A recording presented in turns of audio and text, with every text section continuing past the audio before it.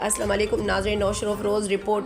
गुज़िरियल केतिरनि ई ॾहाकनि खां भर पासे वेझो ठारू शाह जे लोकल ट्रेन बंदि पियल आहे, जंहिं सबबि इलाइक़े जो अवाम आसान सफ़री सहूलियत खां महरूम आहे। रेलवे स्टेशन जी इमारत जी ख़राब हालत आहे। इलाइक़े वासियुनि उते माल मवेशी ॿधी छॾियो आहे। वधीक तफ़सील मालूम करण लाइ असां राब्तो कयो आहे आवाज़ न्यूज़ जे नुमाइंदे बशीर हुसैनी विस्तुड़ो सां। जी बशीर, आगाह कजो अवाम खे सफ़री सहूलियतुनि जे हवाले सां कहिड़ियूं मुश्किलातूं दरपेश आहिनि?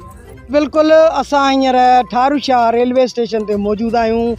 ठारू शाह तेल के भिरिया ज़िले नौशहर फ़िरोज़ जो हिकु कारोबारी शहर आहे। ठारू शाह जी इहा बि शनाख़त आहे त हीउ शहरु सिंध जे महान रागी मास्टर चंद्र जे नाले सां बि ॼातो ऐं सुञातो वेंदो आहे। ऐं हीअ स्टेशन गुज़िरियल 35 सालनि खां बंदि हुजण सबबि हितां जो अवाम सफ़री सहूलियत खां महरूम आहे।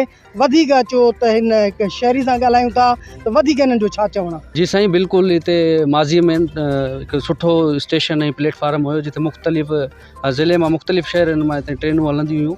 ऐं हाणे हिन जी कंडीशन इहा आहे त हिते प्राइवेट माण्हुनि कब्ज़ो कयो आहे। हिते मयूं बीठियूं आहिनि, मेहुनि जा वाड़ा क़ाइमु थी विया आहिनि। असां पाकिस्तान रेलवे ऐं सिंध हुकूमत खां इहो मुतालबो था कयूं, ख़ासि तौर हिते ठारू शाह जा रवासी, त इन प्लेटफार्म खे वरी बहाल करे हितां जी रौनकूं वरी बहाल कयूं वञनि ऐं हिते जेके शहरी आहिनि उन्हनि खे वरी सफ़र वारी सहूलियत वरी ॾिनी वञनि।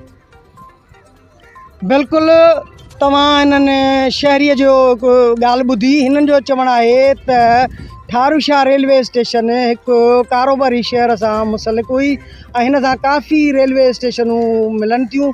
मैरापुर खां वठी पटीदन ताईं, नौशहर फ़िरोज़, ठारू शाह ऐं खोड़ शहर जेके आहिनि पछाड़ीअ में टंडो आदम ताईं बि हीअ लाइन वेंदी हुई, जंहिंजे करे हितां जो अवाम तमामु परेशान आहे। ऐं हिन जे बंदि हुजण सां हितां जे रेलवे स्टेशन ते मक़ामी माण्हुनि कब्ज़ा करे रखिया आहिनि, माल मवेशी ॿधी रखियो अथनि।